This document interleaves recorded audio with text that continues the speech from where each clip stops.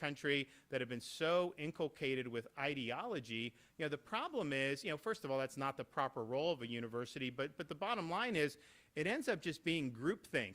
Those people are never challenged on their assumptions. There are students across this country that graduate from universities without ever having their assumptions challenged when it comes to a lot of these things. And so with speech and debate, you may be on a different side than what you personally believe, and so that's going to cause you to think critically about the assumptions that you're bringing to bear, see things from other perspective. So it's been invaluable. It's really taken off like a rocket, and I think we'll end up having all 67 counties soon, but clearly a state as big as ours, when you have that many counties, that's a huge, huge deal that we've been able to do. We also are administering now a citizenship-style exam for high school seniors. People that immigrate to this country have to take a naturalization exam. Unfortunately, a lot of them know more about our country than our own native born sometimes. So we want to make sure that we're identifying, and this is for information. We're not saying that you have to pass to graduate, but eventually. Hug the wall! Hug the wall! Go, go, go, go!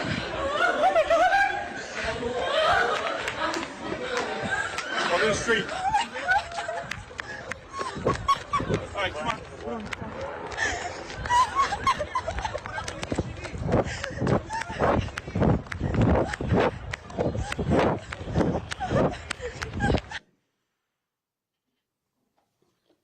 Okay, Ms. Gilbert, I want to show you State's Exhibit marked 3 that's been introduced into evidence. And if you'd be good enough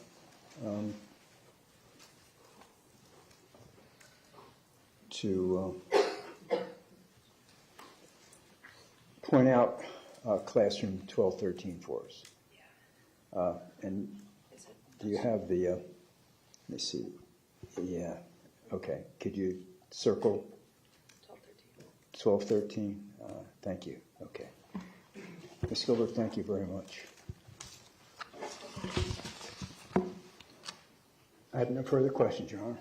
Advance, any questions? No, thank you. Okay, thank you, Miss. You're excused. It's not trying to put the students to pursue a certain particular agenda. And so what we're announcing today really flows from, our belief in knowledge-based civics. We don't think that good civics is just simply trying to train people, to be professional activists. We think it's providing a much broader foundation that people can apply in any aspect of their lives, regardless of where they go. And so today, we're here. We've done a lot in the high schools, and part of what we've done in the high schools, we actually have now civics training for teachers. If they go through the training, they get a $3,000 bonus. So this is something that's really hitting key aspects, particularly of the founding of the country, some of the debates that went in to crafting the Constitution, and that is something that's very important to have as a foundation. If you understand all that stuff, most of the stuff that's happened in the last 200 some years grow out of the application of those principles. I mean, when Lincoln was standing there, at Gettysburg, he was hearkening back to the Declaration of Independence. When we were fighting World War II, we were fighting for a free society against Nazi Germany. When Martin Luther King was on the steps of the Lincoln Memorial, I have a dream. What was he citing? He was citing the Declaration of Independence. And so these principles are enduring, they're really universal, and they've really animated most of the key aspects of history. So that's what we're able to do in that.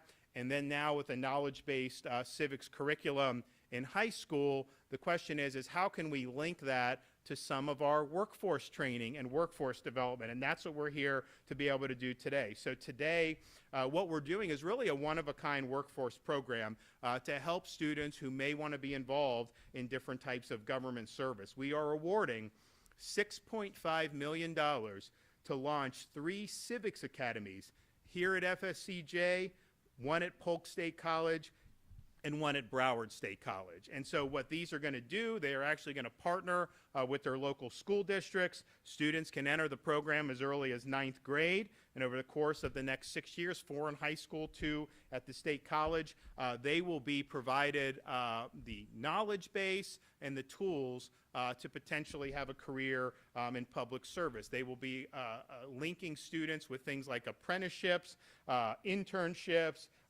This is stuff that, think about the applications here.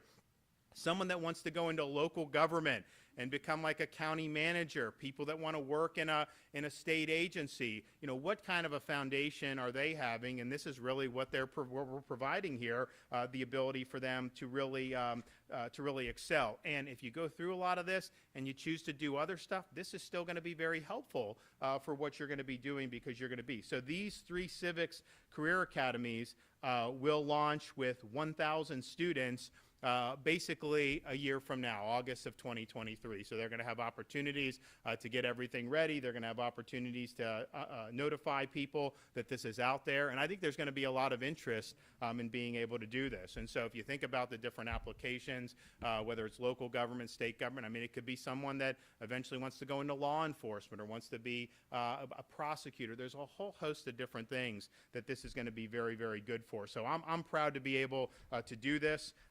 We have I have the check here, so if we want to have the presidents come, we can do a quick photo with this, and then we'll let some other folks talk about it.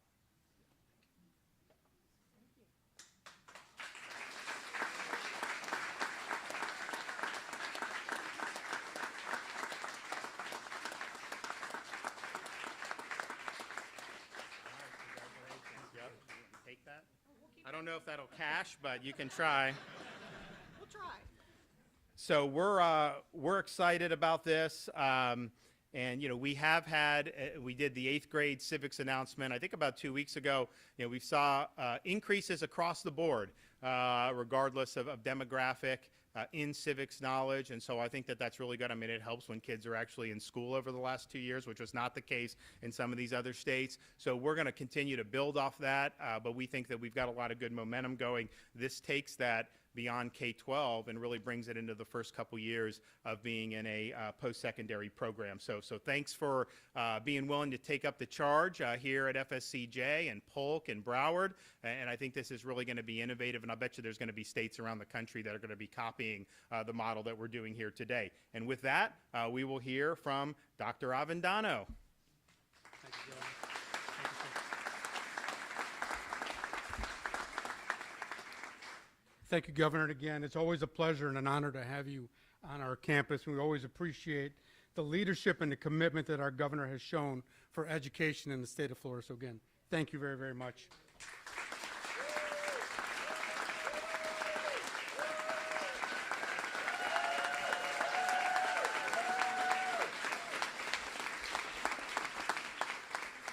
I wasn't going to interrupt that, trust me.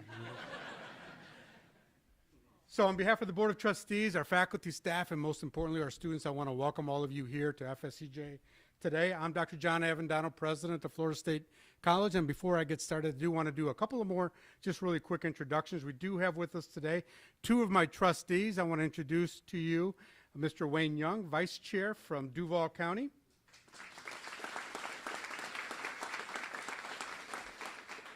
And then our long-serving trustee also from Duval County, Tom McMcGee.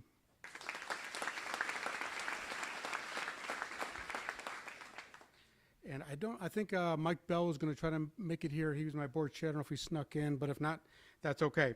Again, also we want to introduce, we have some special partners in education who are here with us today, and I want to introduce them as well. So we have with us our friends in education, the superintendents from Duval and Nassau County, Dr. Diana Green, and Dr. Kathy Burns. And while he's been introduced once, I think it's a privilege to be able to do this again as well. And I want to introduce for the first time here at FSCJ as our recently appointed Florida Department of Education Commissioner, Mr. Manny Diaz, Jr.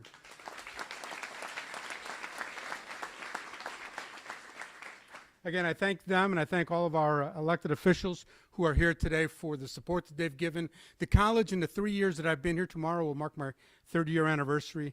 We have really benefited significantly from the leadership from the governor's office and from this state, from truck driving, cybersecurity, and now civics education. So again, a deep thank you to all of you who've made that happen.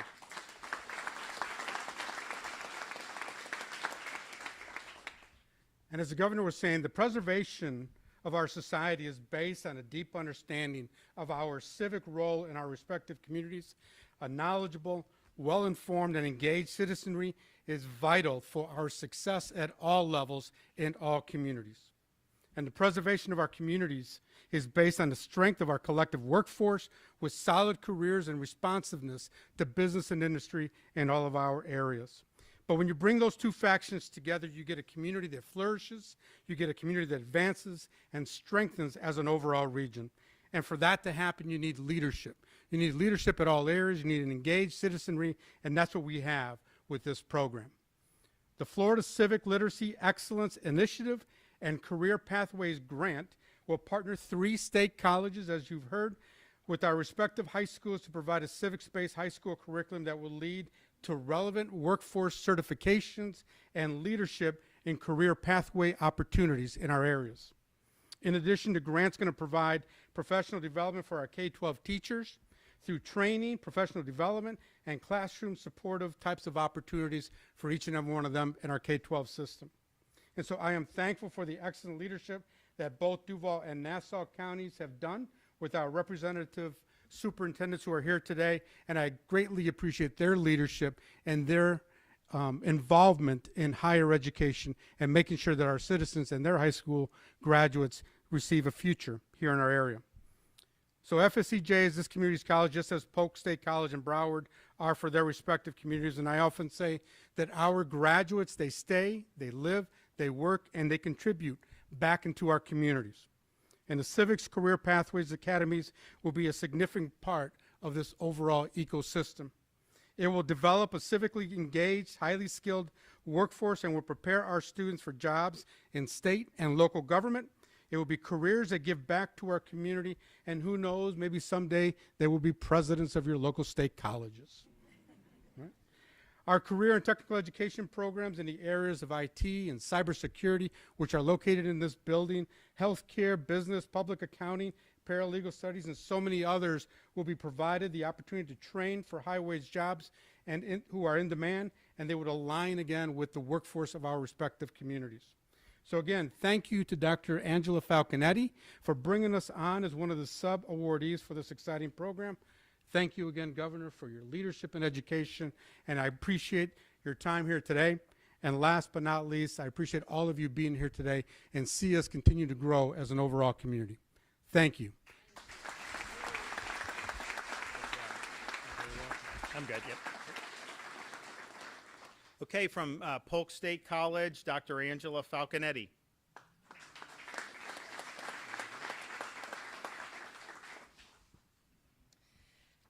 Well, Governor DeSantis, I extend my gratitude on behalf of the Polk State College District Board of Trustees, our students, our faculty, and our staff, much like our grants director who's here today for this grant. Catherine Smith, please raise your hand. And I see our Chancellor of Career and Technical Education, Kevin O'Farrell, thank you for being here. Along with Commissioner, I do want to say Commissioner, Manny Diaz, thank you. He continues to exceed expectations for our Florida college system. But Governor, today is about celebrating your commitment to workforce education, and in particular, in the acceleration of workforce education throughout our state. If you don't already know, our governor established a goal to ensure that Florida becomes #1 in the nation in workforce education by 2030. And we at the Florida college system are going to ensure that we exceed his expectations.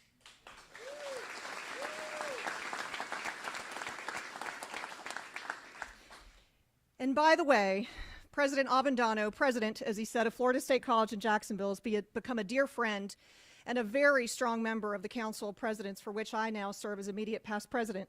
I want to thank the District Board of Trustees of Florida State College at Jacksonville and the faculty and staff who organized today's event for your great support.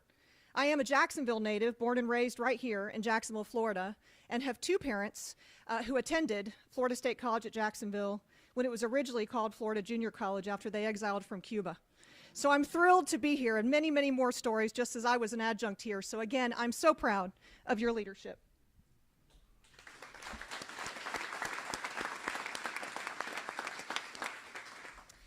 Today marks history for our state because of our governor. As we celebrate his dedication to preparing students for mid to high wage occupations in critical fields, as Dr. Avendano noted, and our governor noted, in fields such as public administration, civil service, and local and state government through establishing, as Dr. Avendano coined, the Career and Technical Education Training Initiative for future local and state employees. This training initiative is a collaboration between the Florida Department of Education, thank you, Commissioner, also the University of Central Florida's Lou Fries Institute, Polk State College is mentioned, Florida State College at Jacksonville, and Broward College, and important, very important, our local school districts to develop these civic career academies that have been mentioned. They will be implemented in our communities, as our governor noted, in August of 2023, in 1 year. Polk State, in partnership with Polk County Public Schools, will develop civics careers academies to build an integrated, seamless program of study in the government and public administration discipline from high school through post-secondary education. We will also partner with local businesses and government entities in program design and delivery. Polk is the fastest growing county in Florida and is one of the fastest in the nation, with the cities of Haines City and Davenport growing most rapidly.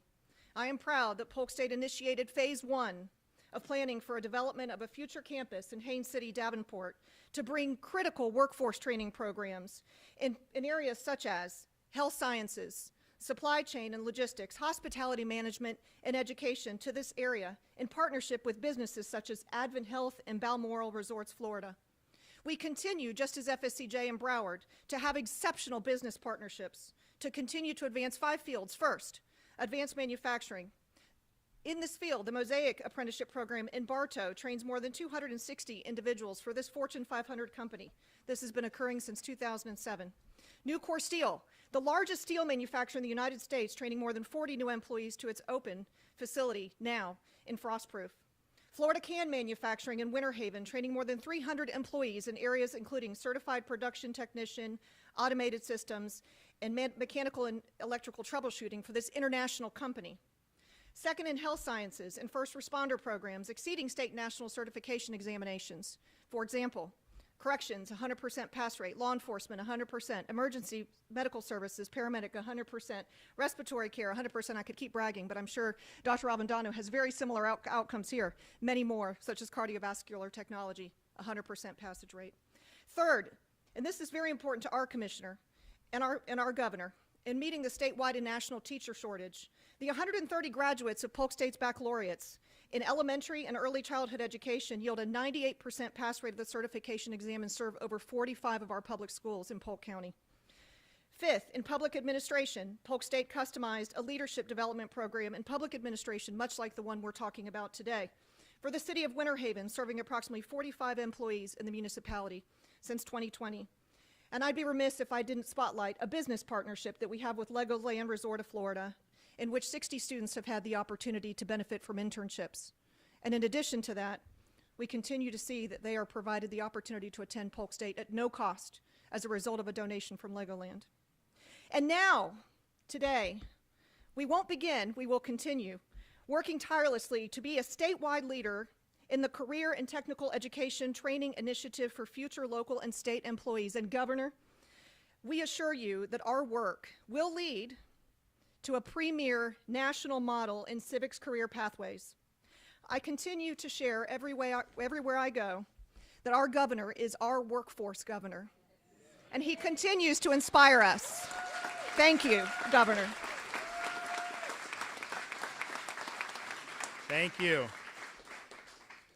Now, if Legoland has internship slots for age 5 and under, I can talk to the First Lady about it because I know we'd have some takers in my household. All right, Manny Diaz, Commissioner of Education.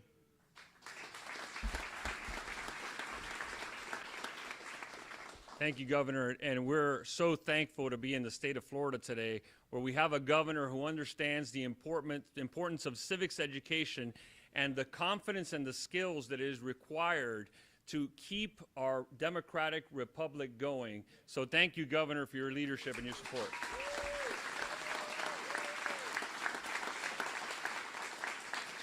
As the governor mentioned, Florida's leading the way in civics education, with almost 70% of our students achieving civics proficiency, with African Americans, Hispanics, and students from economically disadvantaged families leading those performance gains in our state. Today's announcement expands Florida's outstanding civics achievements into the workforce space, because having individuals who have the knowledge and training to be able to step into the jobs at our local government, at our state government, having those skills to understand how our government was formed in the beginning in order to step into those roles and understand the skills that it takes, including hard skills like certification exams such as project management and Scrum, advanced Microsoft Office, Adobe, and a variety of other industry certifications that are relevant to career service. We need to have students and those leaving school and going into the workforce that are prepared with the hard skills, but not only that, the civic understanding of what they're going into in order to keep our government going the way that it's supposed to function.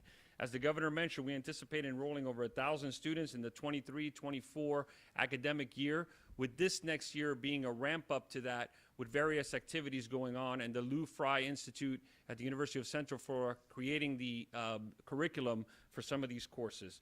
So we cannot neglect our local and state government when it comes to having qualified individuals to get into those slots. This innovative program here today secures Florida's future for the next generation. So we're putting civics back into civil service thanks to the leadership of Governor DeSantis. Thank you, Governor.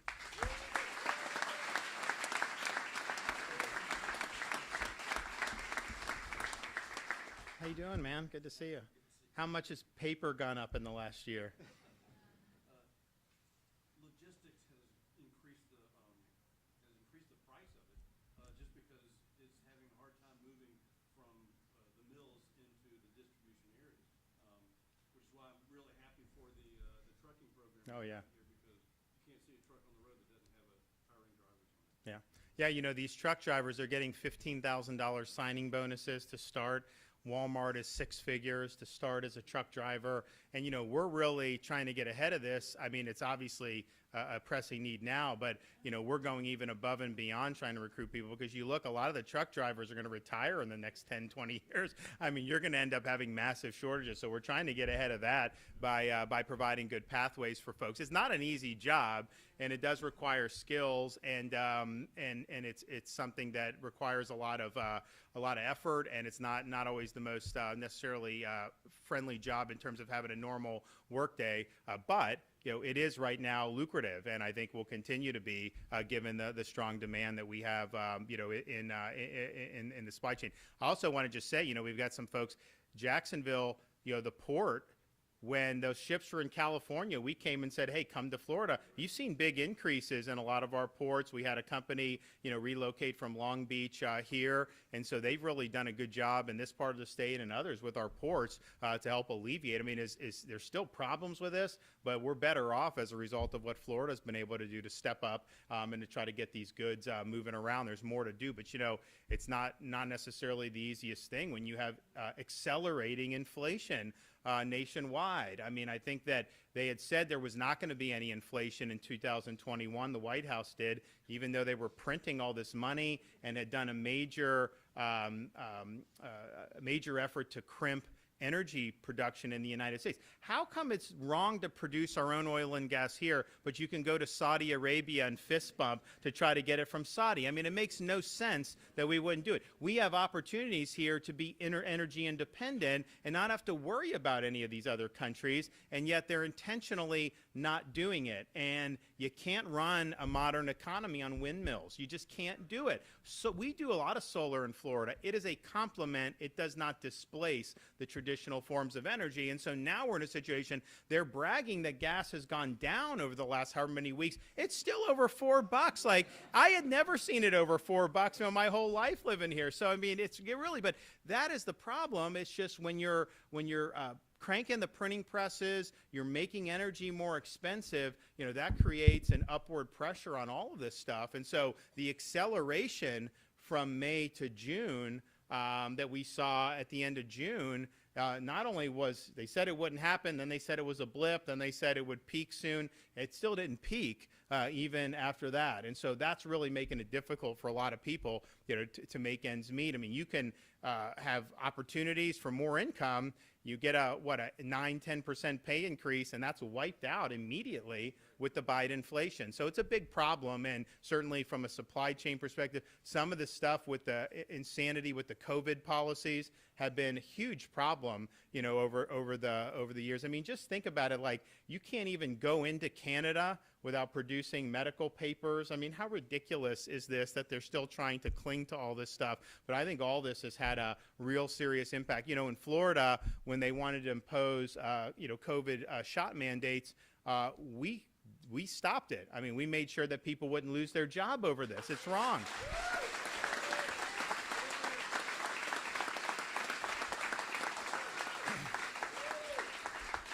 And it was so, I think, it irked me because, we very early in 21, we said, no government COVID vax mandate for school children or for government agencies like police and fire. They wanted to take some of these police officers and firefighters who'd been working the whole time during COVID and then all of a sudden fire them because they didn't get a shot. Many of them have already had COVID anyways and had infection-conferred immunity. And the same thing with the nurses. They wanted to fire these nurses who were just basically doing a good job, just want to be able to make decisions. And we saved a lot of jobs there as well, but particularly with the truckers. If we had not done what we done, you would have had truckers that some of them just would have retired. If they would have been put to the choice, they just would have retired. They were not going to bend the knee. And that would have been a huge disruption throughout the state of Florida. And so we were right to make sure that we were doing that. And, with the school children, we saw that very early on, over a year and a half ago, and made sure that parents were protected. They want to do, like Biden, he's criticizing Florida because we're recommending against jabbing these 6-month-old babies. There's no evidence that says that has been effective. And the thing is even though they've been prattling about this, parents nationwide, the uptake is like 2% nationwide. And, some of that, if you take out, some of the states that have higher, the average state's like 1.5%. So parents are seeing this. They understand that this was flimsy data. They understood that it should not have gotten emergency use authorization. They understand that kids are very low risk. And most of these kids have had COVID by now. And so they're making those informed decisions. We said people can do what they want, but we are not recommending it, and we are not doing any programs. And of course, we have provided substantive protections for parents so that they can't do what they try to do in California, deny a kid an education based on a COVID shot. That's wrong, and so we're happy to stand up for that. Okay, any questions?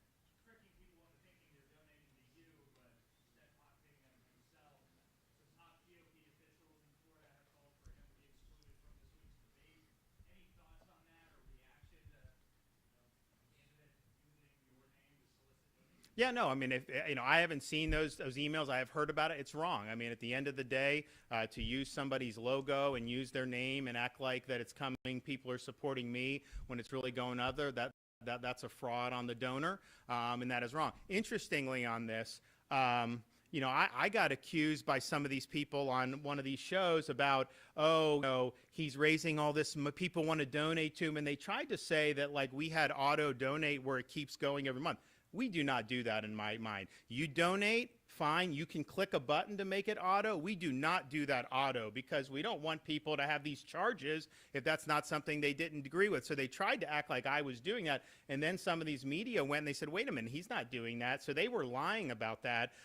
We do not do that. At the end of the day, we have folks who, some people are on fixed income, very limited, and they will donate a certain amount, and that's very meaningful. Not everybody has the capacity to write these big. So you see that, and so we're very good stewards, but we would never do automatic unless you personally, as the contributor, press that button. And so I think it's very important, particularly as Republicans, when you're raising money amongst your own people, that you're doing that in a way that has honesty. And so if my name is being used to trick people into providing donations for something that they don't necessarily want to do, that is definitely wrong. All right, guys, I'm going to stay in town tonight. I'm speaking at the Lincoln dinner, so take care.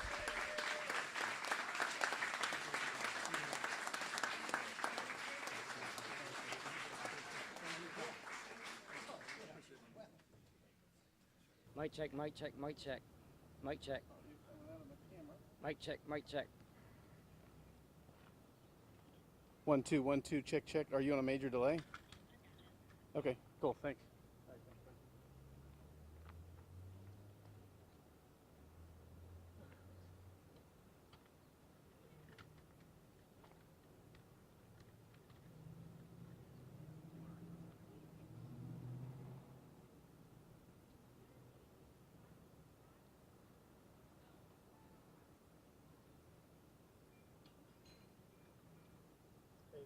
I'm up on EM 12 with this hurricane and stuff after the shooting.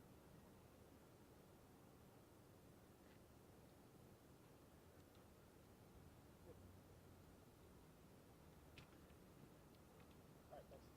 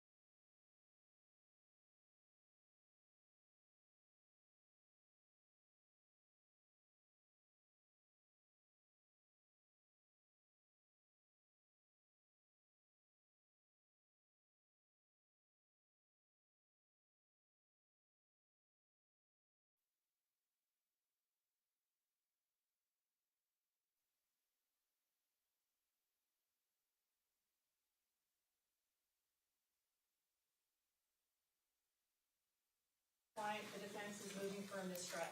During the testimony of Dylan Kramer, he was shown 2 Snapchat videos that were admitted into evidence over the objection of the defense. The objections of the defense were that they were cumulative and that they were inflammatory. Mr. Wheeler adopted the same argument that he made during the state admission of Exhibit 5. These were videos, 2 Snapchat videos that were taken by Matthew Walker inside of the classroom of 1214. During the testimony of Mr. Kramer, he indicated and provided eyewitness testimony as to what he had seen and what he had heard, indicating a description of the firearm that he believed that he saw, as well as the individuals that he witnessed being murdered.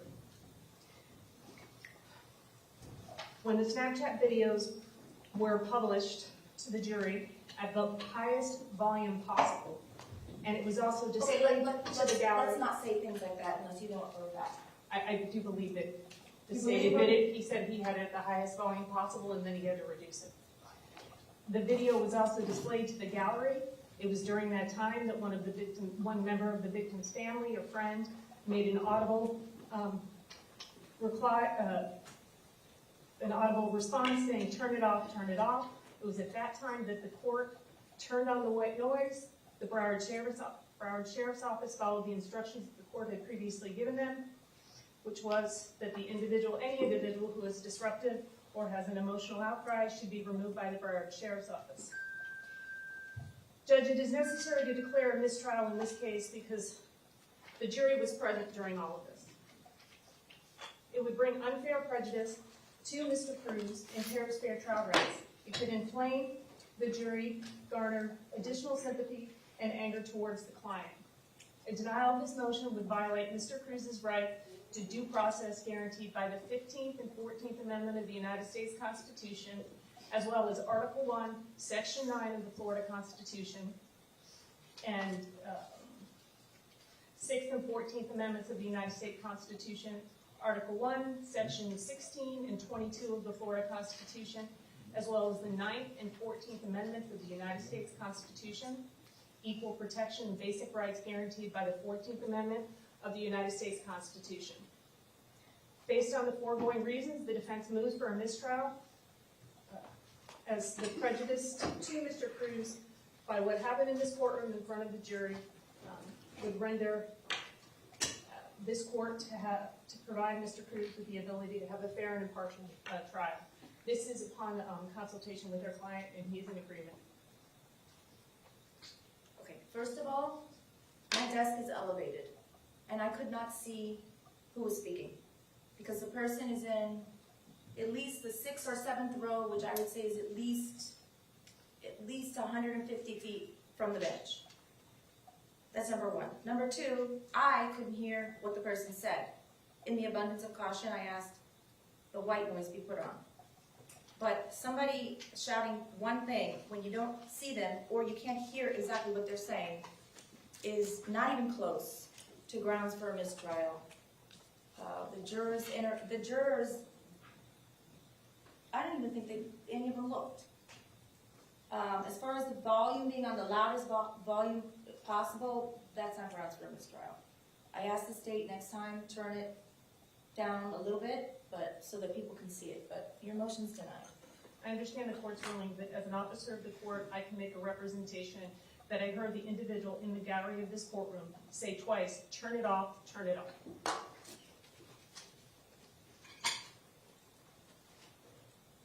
Do you want to say anything on state?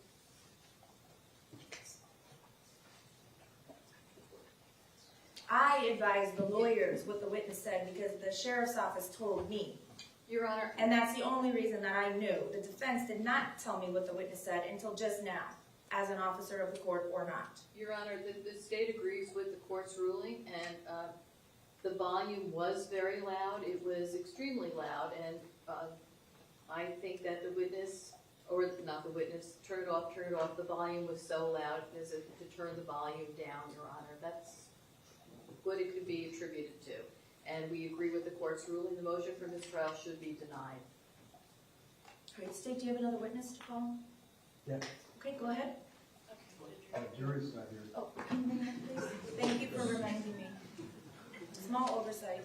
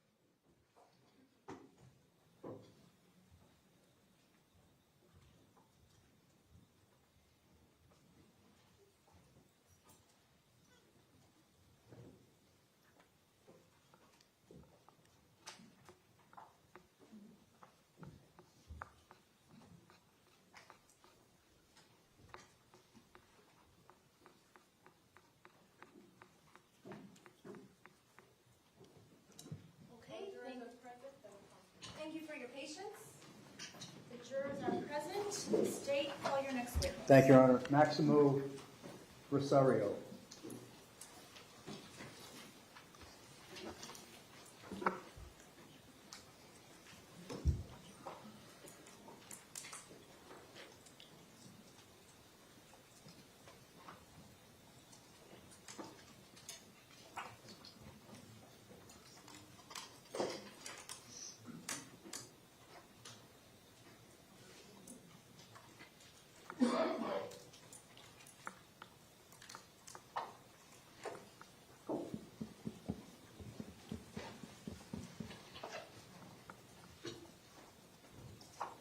Good afternoon, sir. Please raise your right hand. Do you solemnly swear or affirm the testimony you're about to give is the truth, the whole truth, and nothing but the truth? I do. Thank you, sir. You can put your hand down and be seated. And when you're seated, please state your full name and spell your last name for the record. My name is Maximo A. Rosario. Last name is Rosario. And Mr. Rosario, what do you do for a living? I currently work for the Broward County School Board. And what do you do for the Broward County School Board? I'm the current director of classroom technology. Okay. And how long have you had that position? 4 years. Are you familiar with Marjorie Stoneman Douglas High School? I am.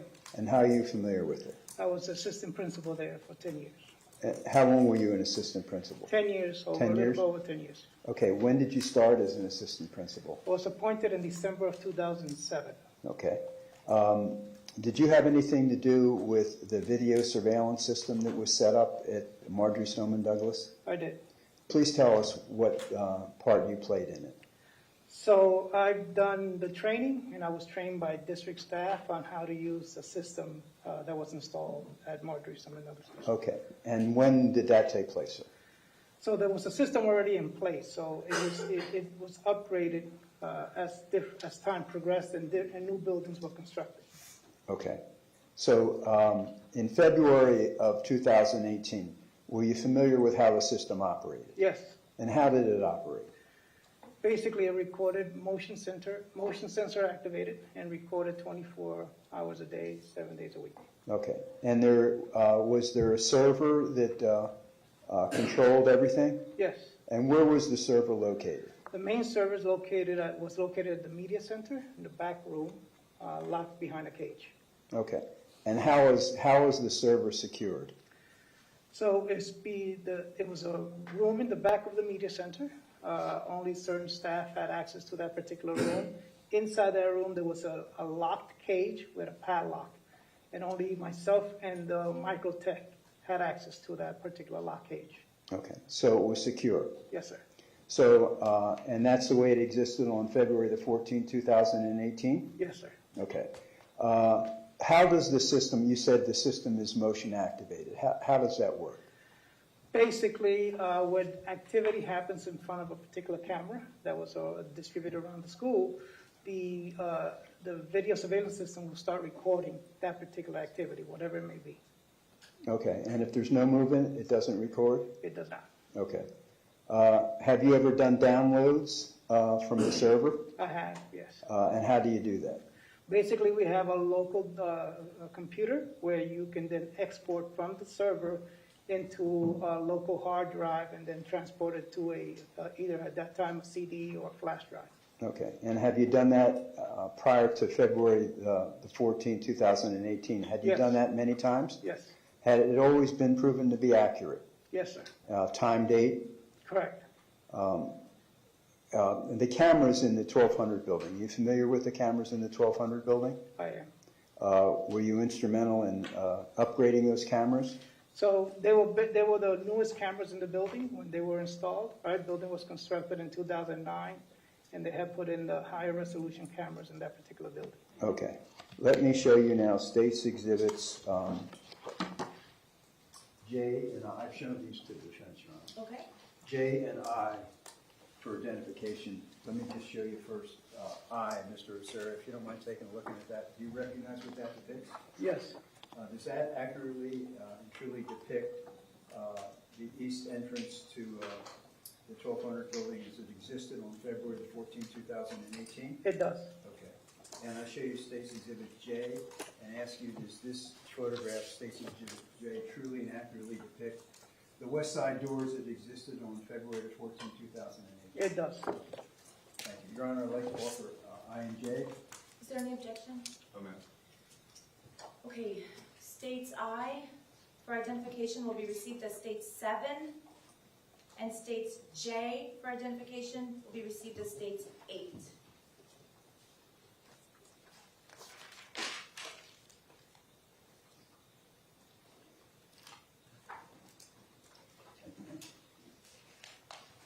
I want to show you first, Mr. Rosario, State's Exhibit 7. Can you see that on your screen? I can. And what does this depict? That is the east side of the 1200 building. Okay. And there's 2 double doors I see there, right? Correct. Where do they lead to? Those lead straight into the corridor where the classrooms are. Okay. On the first floor, obviously. That's correct, yes. Okay. And how about the door to my right of it? So that door goes right into the staircase. Okay. And I'll show you State's Exhibit.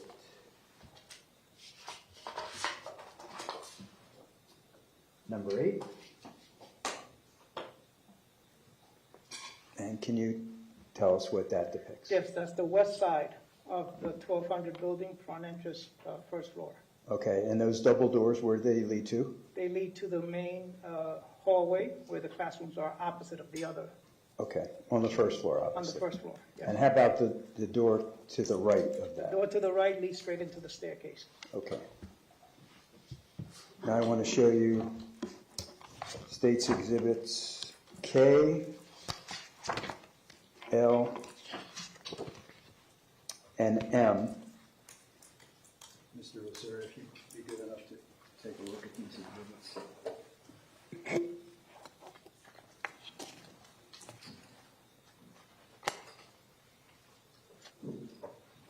Okay, this one is the west side of the front entrance that you just showed me. That's the inside part of the corridor. That's K. This is the center of the hallway as you come into the first floor. Okay, and that's L. And this is the interior side of the east door side of the 1200 building. And they accurately depict the east, central, and west entrance, the east and west entrances in the central part of the first floor hallway? They do. And they depict where the cameras are? I can, yes. Do they depict where the east, central, and... Yes, so the first camera is right over the double doors, as Okay. you meant. The camera in the center aisle is right over the bathroom doors, past the exit sign, past the smoke alarm or detector that's there. The camera, you can see it facing the east. And then on the east end, you can see the camera right over the door again, facing Okay. in. All right. Your Honor, I'd like to offer State's Exhibits K, L, and M. Is there any objection? No, no. Okay, states K for identification will be received as states 9. States L for identification will be received as states 10. And states M as in Mary for identification will be received as states 11.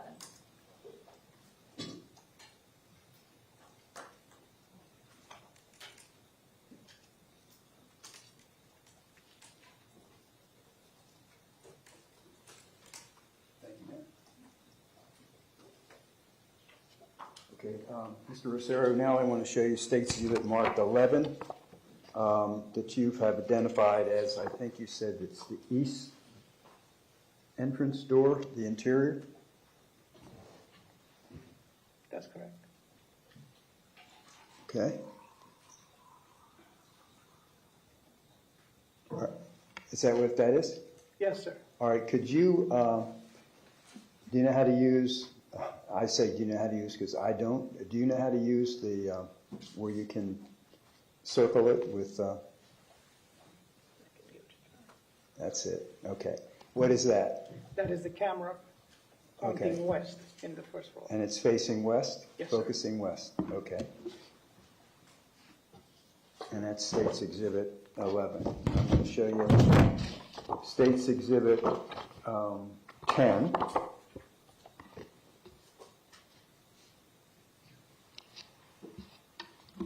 So that is the center view, and the Okay. camera Let me is just- located, oh, you moved it. Oh, I'm sorry. Oh, Okay, so camera's right there in the Okay. bathroom, all right, facing east. okay. And showing you west or east? Looks like it's facing east. Okay. And here's State's Exhibit 9.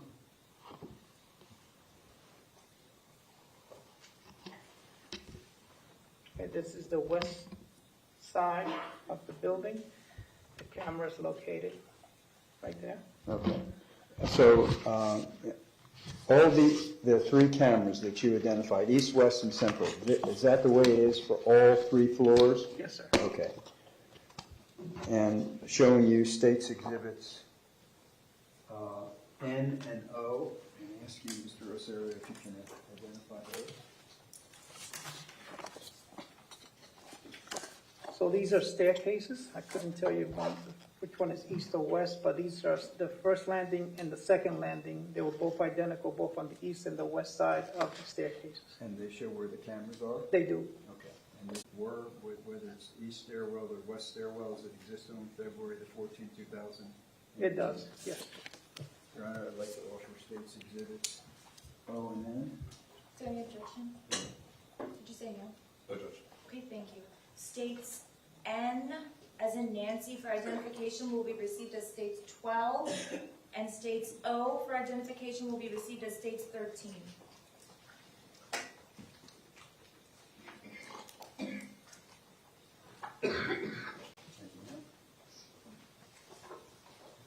Mr. Rosario, I'm now showing you State's Exhibit 13. Can you see that okay? I can. Okay, and would you point out for the camera for us? Camera's located right there. Okay. And State's Exhibit 12.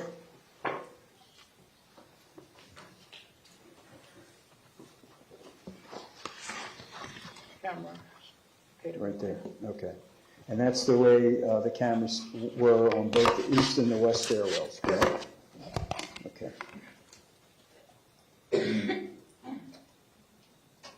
How many people do you feel you trained on the surveillance system when you were the assistant principal at Marjorie's Dome and Douglas? Roughly maybe 20, 25 different Okay. people. Okay. Okay, thank you, Your Honor. Have no further questions of Mr. Rosario. Thank you. Defense, any questions? No, Judge, thank you. Thank you, sir. You're excused. State, call your next witness. Edward Kessler. Appreciate it.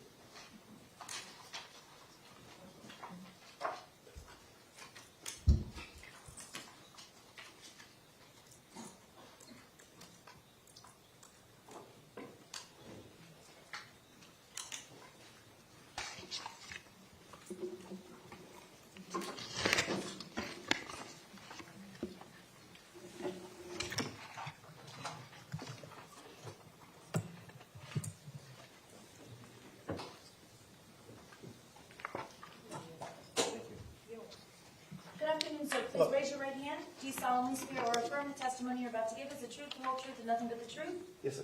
Thank you, sir. You can put your hand down and be seated. And when you're seated, please state your full name and spell your last name for the record. James Edward Kessler, Kessler. State your name prior. Thank you, Your Honor. And your occupation, sir? I'm a systems analyst with the School Board of Broward County. And what is your training and experience? My background is managing the video surveillance systems at the sites. Okay. And are you familiar with the surveillance system that exists? First of all, how long have you been doing that? I've been in that capacity approximately 5.5 years. Okay. And what are you doing now? Same. Same thing? Were you familiar with the surveillance system that existed in Marjorie's Dome and Douglas High School on February the 14th, 2018? Yes. And how did the system operate? It's a computer-based system. There's a large server which sits on campus, which contains all the video recordings. The cameras connect to the computer network, same as phones and computers and other things. And the cameras and the server communicate, and once they sync up, anything that the camera sees is automatically sent to and stored on the server. Okay. And how does the system work? As far as, is it motion activated? Yes. Yeah. Okay. So the system is typically set up to record on motion, so that we're not recording empty hallways in the middle of the night or on weekends when nobody's around. Okay. I'd like to call your attention to February the 16th, 2018. Were you working that day? Yes, I was. And did you have occasion to go to Marjorie Stoneman Douglas High School? Yes, I did. Okay. And when you were there, did you have an occasion to meet with the FBI? Yes, I did. And did you go to the server room? Yes. Do you remember where the server room was? Yes. Where was it? Second floor, back of the media center. Okay. And do you remember how it was secured?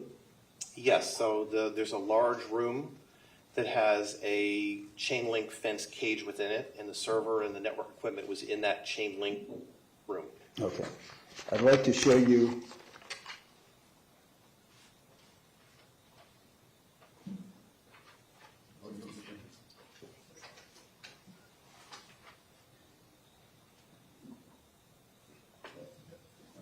I want to show you State's Exhibit marked P for identification, Mr. Kessler. Can you identify that? This is a property pass that I and the FBI signed Okay. when they took possession of the server. Okay. And tell us how that transaction occurred. We received a subpoena, a warrant. No. How did it physically go? We did a normal shutdown on the server, like you would any other computer, disconnected all the cables from it, pulled it out of the rack in which it was installed in, and physically put it on a table and handed it to the FBI.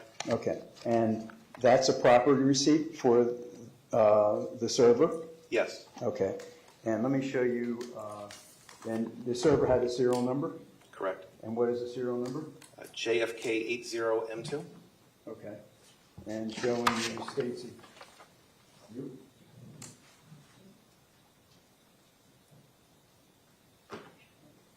State's Exhibits Q, S, and R, and ask you if you can identify those photographs. These are pictures of the actual server that was removed from the site. And given to the FBI. Correct. Okay. The serial number matches the property pass. Okay. Thank you very much, Mr. Kessler. Your Honor, at this time, I'd like to offer State's Exhibit P, property receipt, and State's Exhibits Q, R, and S, the photographs of the server. Mr. Wheeler, is there any objection? No objection, Judge. Okay, states P will be received as states 14. States Q for identification will be received as states 15. States R for identification will be received as states 16. And states S for identification will be received as states 17. Thank you, Your Honor. I have no further questions of Mr. Kessler. Thank you, Mr. Okay, Kessler. Mr. Wheeler, any questions? No, Judge. Okay, thank you, sir. Thank you. You're excused. State when you're ready. Call your next witness, please. Okay. Carlos Castillo.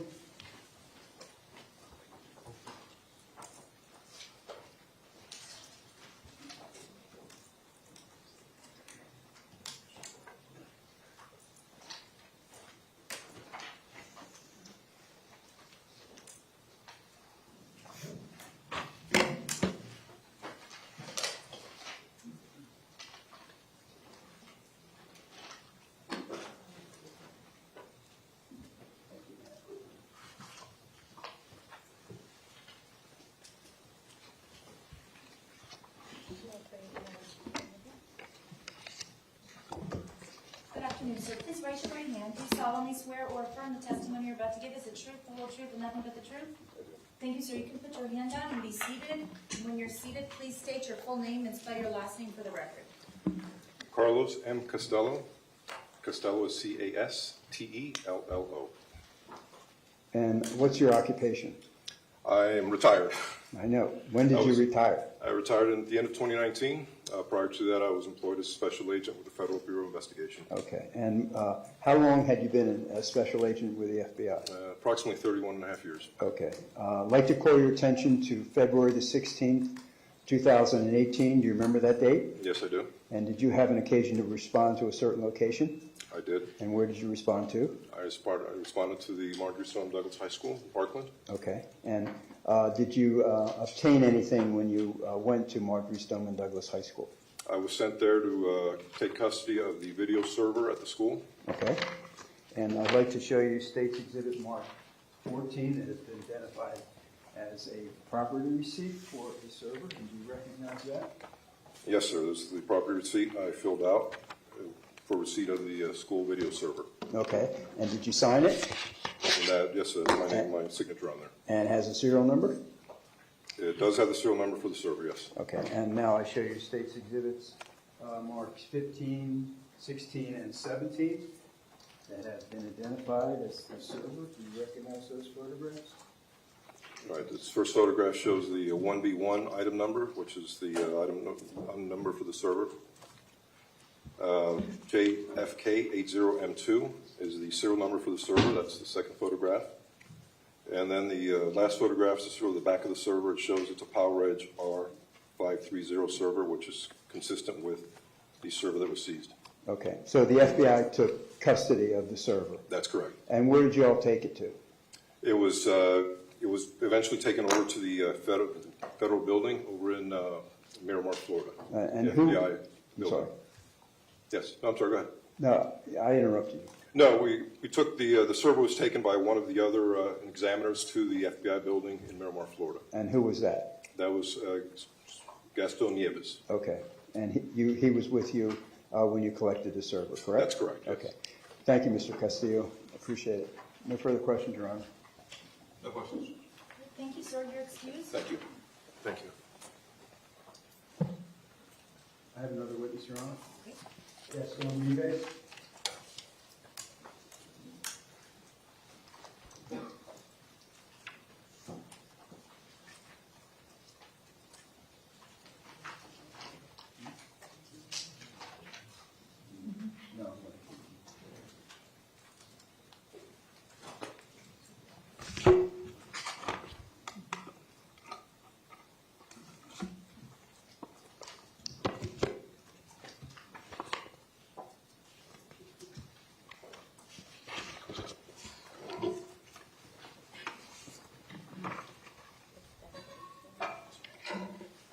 Sir, please raise your right hand. You solemnly swear or affirm the testimony you're about to give is the truth, the whole truth, and nothing but the truth? I do, Your Honor. Thank you, sir. You can put your hand down and be seated.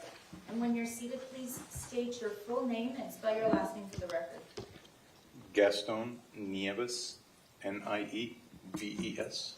Name, choir, state. Thank you, Your Honor. Mr. Nieves, what do you do for a living? I'm a digital forensic examiner for the Federal Bureau of Investigation. And how long have you been doing that? I've been forensic examiner for 18 years now. Okay. And what is your training? I have a bachelor's degree from Florida International University in Management Information Systems. I also have a master's degree from Florida International University as well in Management Information Systems. I'm certified by the FBI to do forensics on Windows machines, Macintosh machines, cell phones, Linux and Unix systems. I also have certifications that are from the SANS Institute, which is like an independent organization that does cybersecurity training. So some of the certifications I hold from them are the GX Certified Forensic Analyst, GX Certified Forensic Examiner, Advanced Smartphone Forensics, as well as incident handling. Okay. And you indicated that your title is Senior Forensic Examiner? That's correct, sir. Okay. And do you handle digital forensics? Yes, sir. What is digital forensics? Digital forensics involves collecting, preserving, and analyzing and extracting digital evidence, meaning anything that could come from a digital device. It could be a laptop, it could be a server, it could be a desktop computer, a cell phone, an external hard drive, a thumb drive, cameras. So anything that stores information in a digital format, we're tasked with analyzing those sort of items and and extracting data in order to assist with the cases. Okay. And the process that you just described, how many times have you done that in your career? I've done probably over 1,000 examinations. Okay. Mr. Navis, I'd like to call your attention to Friday, February the 16th, 2018. Did you have an occasion to respond to a certain location? Yes. And where did you respond to? I was asked to respond to Marjorie Stoneman Douglas in reference to providing assistance with a search warrant to collect the video surveillance system from the high school. Okay. And who were you with? I was with Special Agent Carlos Costello. Okay. Mr. Navis, I'd like to show you state's exhibits number 17, 16, and number 15, sir, and ask you if you can identify that.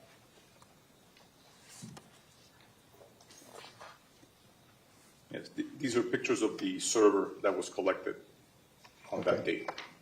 Okay, and when you collected the server, Mr. Nevis, what did you do? I was assisted by Mr. Kessler, and one of the things that we did before seizing the server was changing the passwords on the server so that we would be able to access the system in an easier fashion after we would have seized it. And he escorted us to the library, and within the library they had the data center.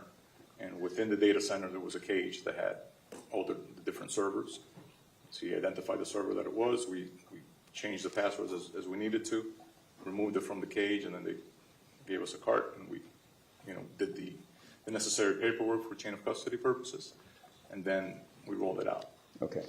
And what did you, when's the next time you saw the server? Did you take the server somewhere? So that night, I took the server back to the Miami field office of the FBI, and on Monday morning was when I started working on the server once again. Okay. As far as starting the extraction for what had been requested. Okay. And let me show you now State's Exhibit Mark T for identification, and ask you, Mr. Davis, if you can identify this.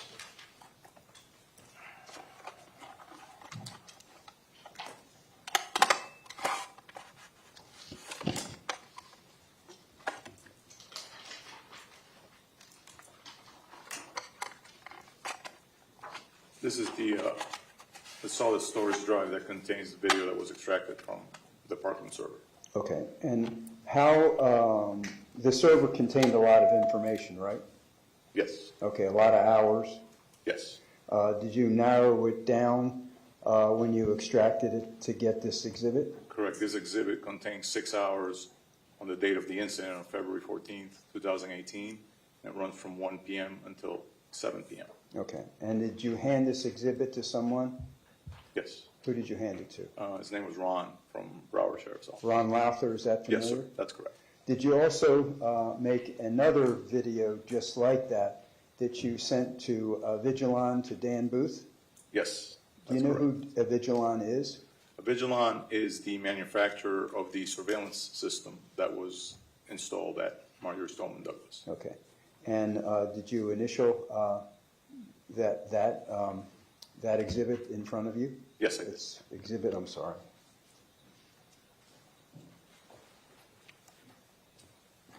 Memory's bad. Exhibit T? Yes, sir. Okay. And the hard drive that you sent to Vigilon Dan Booth, did you initial that also? Yes, I did. Okay. Your Honor, I'd like to offer now State's Exhibit T. Okay, States T for identification will be received as States 18, 1-8. Thank you. Your Honor, I have no other witnesses today. Okay. Dan Booth from the Vigilon won't be in town until tonight. Okay.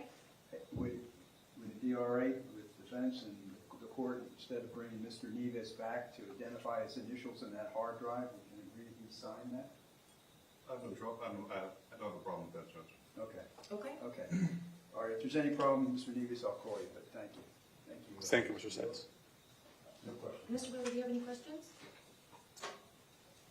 No Do you have any questions? No questions. Okay, thank you, sir. You're excused. Thank you, ma'am.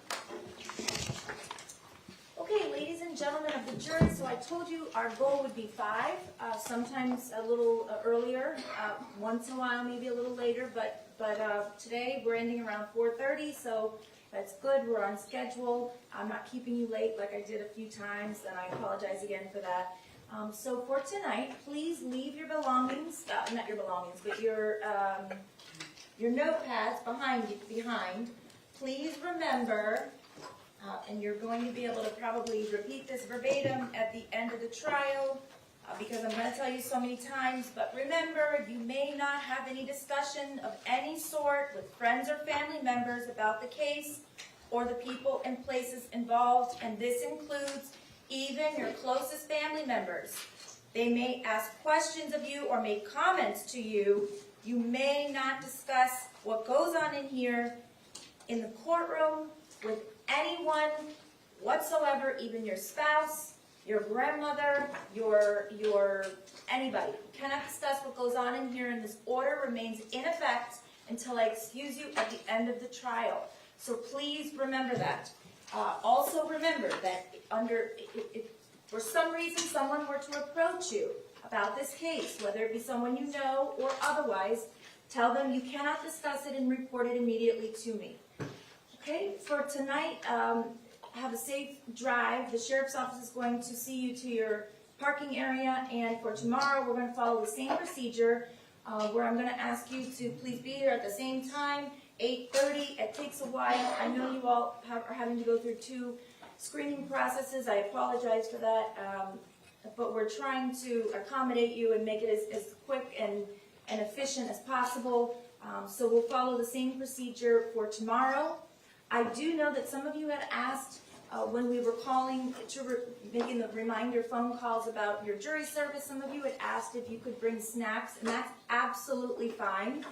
You have that jury room back there, and if you want to bring snacks, coffee, anything that you want to bring, that's fine, so that when you're on a break, you can utilize your whatever you brought from home. Is there any questions about the procedure or parking or times or anything to that effect? Okay, you all are excused. Thank you very much, and I'll see you tomorrow.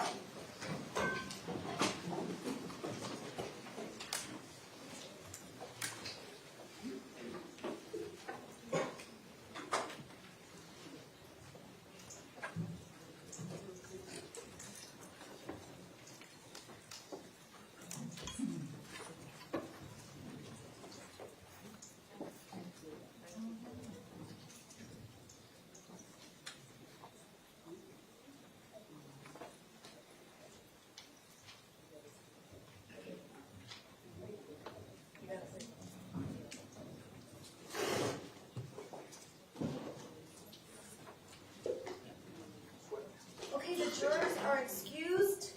We are in recess for the day. We are going to start tomorrow at 9 o'clock. You all have the schedule that I'm trying to stick to as far as when everyone can enter the courtroom and when the jurors are brought up and so on and so forth. And other than that, I'll see you all tomorrow.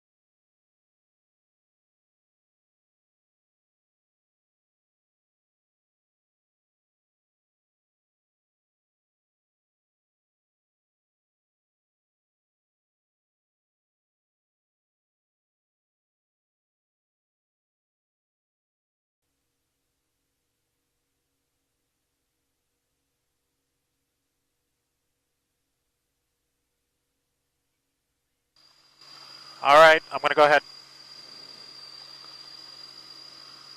Yeah, I know he was asking for it on the air. I was like, no, sir, not going to do that.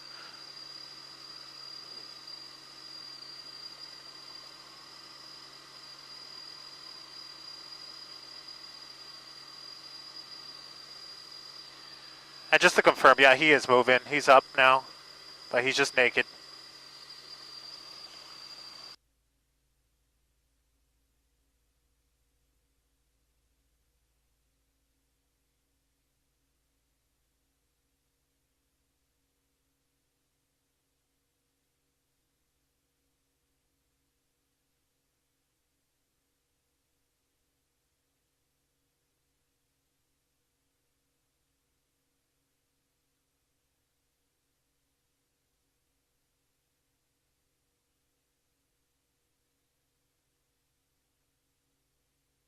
And just so you know, News Desk Channel 7 just got here.